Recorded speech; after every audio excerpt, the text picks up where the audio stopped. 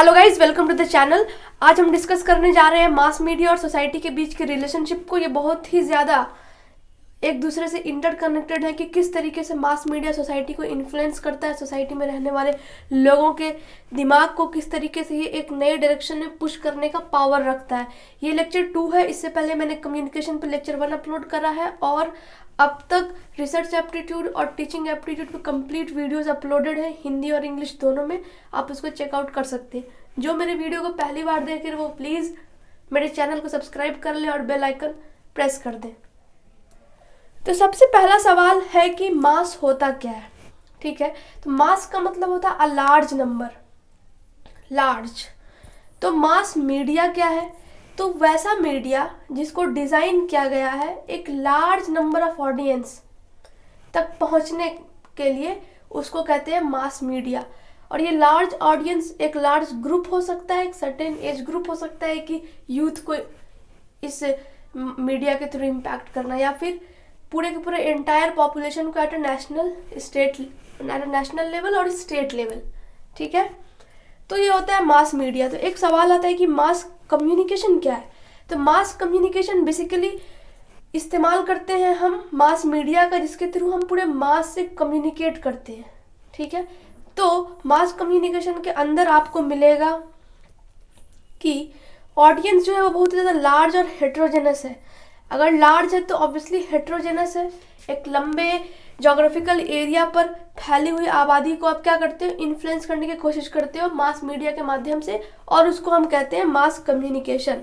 इसका जो सोर्स है इस मास कम्युनिकेशन का, वो या तो एक इंस्टीट्यूट हो सकता है या फिर एक ग्रुप ऑफ पीपल जिन्होंने एक कंपनी खड़ी करी है और वो मीडिया को चला रहे हैं, वो कम्युनिकेट कर रहे हैं मास लेवल पर। इसका दूसरा नाम है मेडिएटेड कम्युनिकेशन। इंपॉर्टेंट, आप इसे याद रखो, एमसीक्यूज आएंगे। हैज़ मास ऑडियंस दस नोन एज मास कम्युनिकेशन।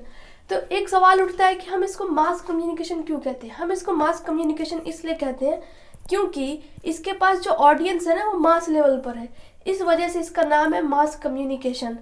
दूसरा पॉइंट है इसके अंदर कि channels for mass communication is termed as mass media. तो जिस चैनल का इस्तेमाल होता है मास कम्युनिकेशन को कैरी आउट करने के लिए, उसको हम कहते हैं मास मीडिया। मास कम्युनिकेशन के अंतर्गत जो लार्ज पॉपुलेशन है, हेट्रोजेनस लार्ज पॉपुलेशन को जो भी हम इंफॉर्मेशन कन्वे करते हैं वो साइमल्टेनियसली चलते रहता है। कि जो भी हम ब्रॉडकास्ट करें, सिंपली आप इसको समझ सकते हो कि ब्रॉडकास्टिंग के थ्रू कि हम किसी भी इंफॉर्मेशन को, किसी भी न्यूज़ को ब्रॉडकास्ट करते हैं और साइमल्टेनियसली ये लोगों तक पहुंचता है, पूरे के पूरे लार्ज ऑडियंस तक पहुंचता है मास मीडिया के माध्यम से। इसके एग्जाम्पल हो सकते हैं radio, TV, newspaper, magazines, films, जो कि इलेक्ट्रॉनिक या प्रिंट मीडिया के फॉर्म में हो सकता है। तो मास कम्युनिकेशन के अंदर ये सारी की सारी चीज़ें आती हैं और ये बहुत ही इम्पॉर्टेंट कम्युनिकेशन है।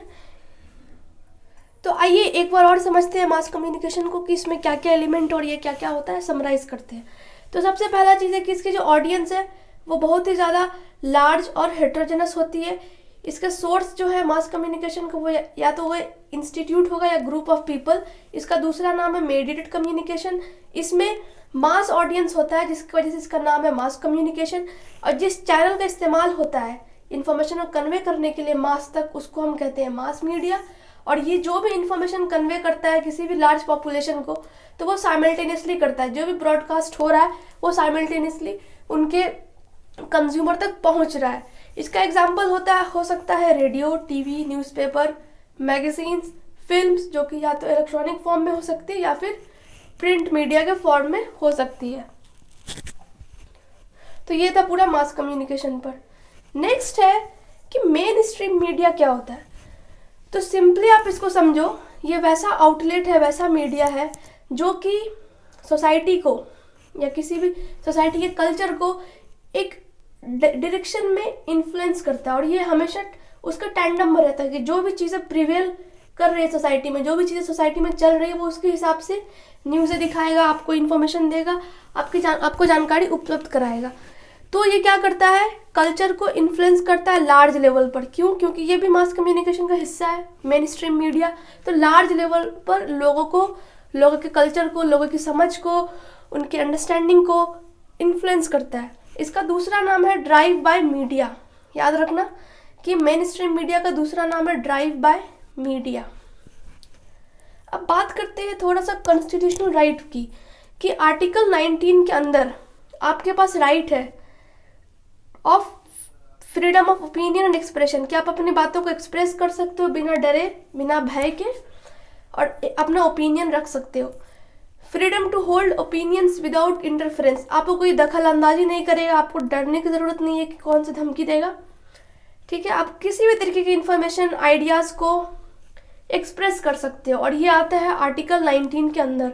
इंपॉर्टेंट है आर्टिकल 19, हो सकता है आपके एमसीक्यूज बन जाए इस पर, क्योंकि इस आर्टिकल के तहत किसी भी इंसान या किसी भी ऑर्गेनाइजेशन के पास पावर है, नॉट पावर, राइट है कि वो अपनी चीज़ों को एक्सप्रेस कर सके। तो उसका आंसर होगा आर्टिकल 19।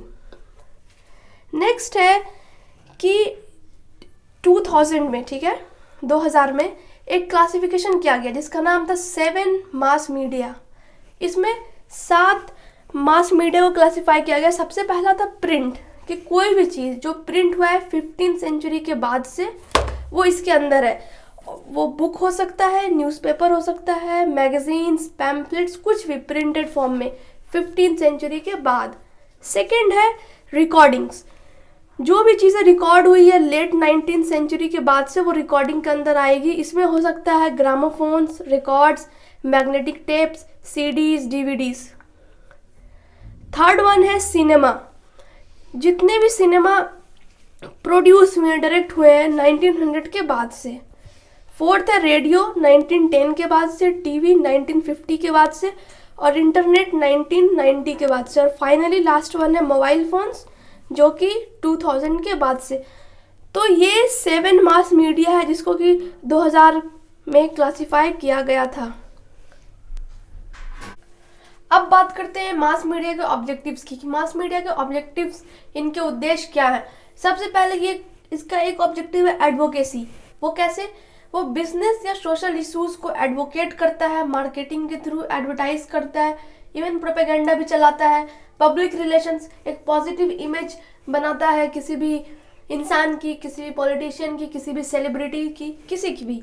और फिर पॉलिटिकल कम्युनिकेशन की, कोई भी पॉलिटिकल पार्टीज अपनी बातों को जनता तक मास मीडिया के माध्यम से पहुंचा सकती है।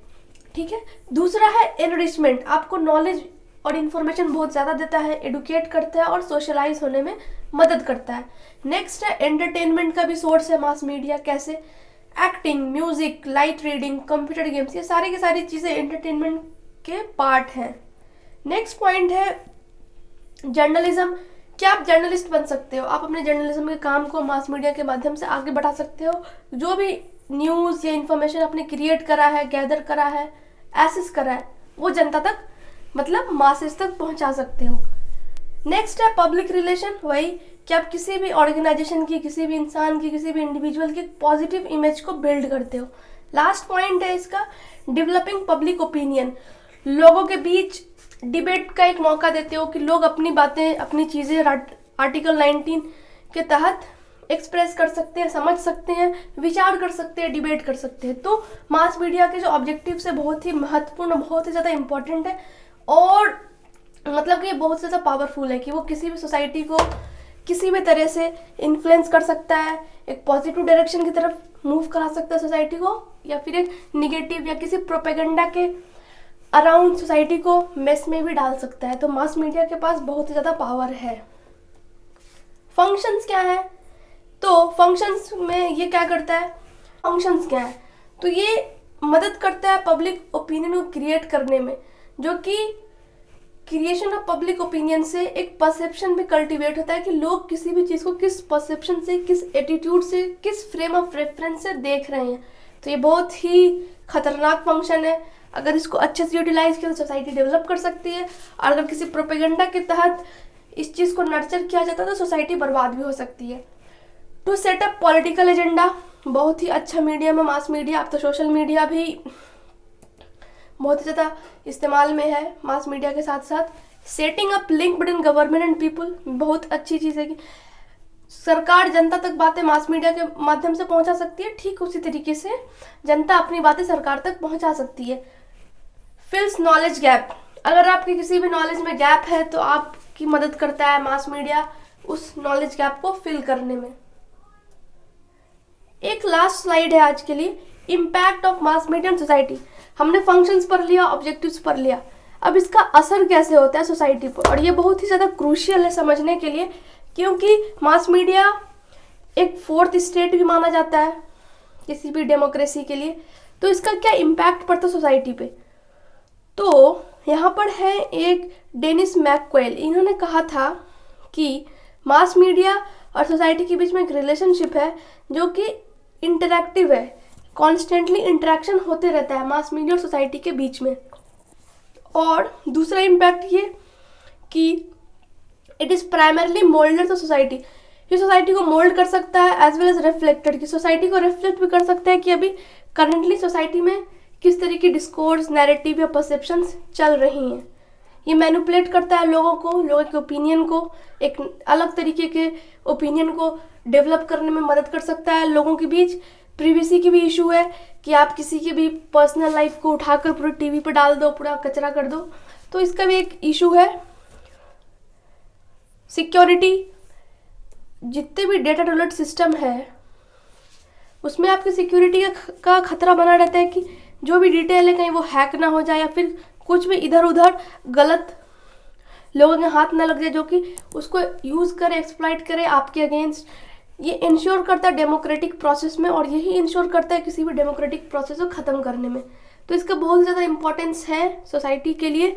आइसोलेशन, ये कई बार अलग अलग पॉकेट बना देता है लोगों का जिनका अलग अलग ओपिनियन होता है, जिसके चक्कर में एक अलग तरीके का आइसोलेटेड ग्रुप बनते चला जाता है जो कि सोसाइटी में एक हार्मनी की जगह डिसइम्बैलेंस प्रोड्यूस कर देता है सोसाइटी, जब वो बिखरने लगती है। तो मास मीडिया को आप हल्के में नहीं ले सकती कि कुछ भी है, न्यूज़ कुछ भी है, न्यूज़पेपर में क्या छप रहा है, आपको नज़र रखना पड़ेगा, क्योंकि at the and mass media में जितनी भी चीज़ें हो रही हैं वो डायरेक्टली और इनडायरेक्टली आपको ही इम्पैक्ट करेगी, आपके कंट्री को इम्पैक्ट करेगी, आपकी सोसाइटी को इम्पैक्ट करेगी, आपके कम्युनिटी को, आपके किसी भी आइडेंटिटी को ये इम्पैक्ट कर सकती हो। जेंडर में मेल हो, फीमेल हो, ट्रांसजेंडर हो, कुछ भी हो सकता है। इसलिए मास मीडिया जो एक परसेप्शन क्रिएट करता है, लोगों के बीच एक ओपिनियन को कल्टिवेट करता है, तो आपको नज़र रखना पड़ेगा वो किसी डायरेक्शन में मूव कर रहा है, वो किसी पॉलिटिकल एजेंडा की तरफ तो नहीं जा रहा है, या फिर सच में वो एक ह्यूमैनिटेरियन कॉज और डेमोक्रेसी को और मजबूत कर रहा है। तो मास मीडिया में दोनों चीज़ है, मेरिट्स भी, डीमेरिट्स भी। अब ये जनता पर डिपेंड करता है कि वो किस तरह से मास मीडिया के फंक्शंस को समझते हैं और किस तरीके से मास मीडिया पर प्रेशर डालते हैं कि आप फोर्थ स्टेट हो डेमोक्रेसी के, तो आपको किस तरह से फंक्शन करना चाहिए, लोगों के हक के बारे में बताना चाहिए, उनके मुद्दों को उठाना चाहिए। तो ये सब मास मीडिया के अंतर्गत आएगा। तो गाइस आज के लिए बस इतना ही।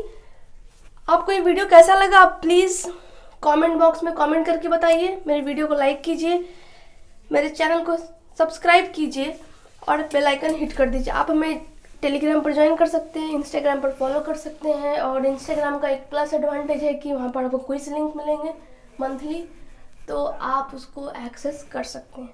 धन्यवाद।